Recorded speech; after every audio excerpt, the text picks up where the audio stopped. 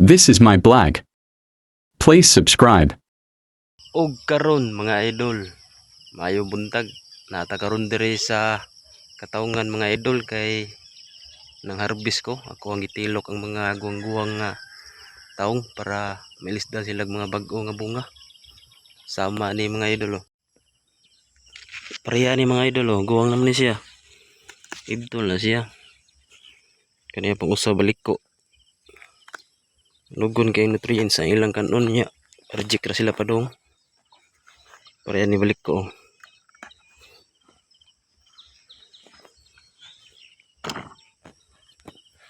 Hindi siya gamay pero guwang naman siya mga idol. Ano oh. Pero mada pa na siya sa kuan tag-G ang kilo ani mga idol kaning nani.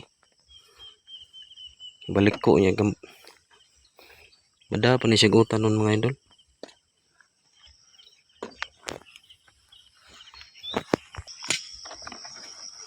Mo ni tanan na harvest na ako mga idol. Hapit jud siya usa ka sako. Labang siya sa tunga mga idol. Mayo na lang ni. Nagi tigom.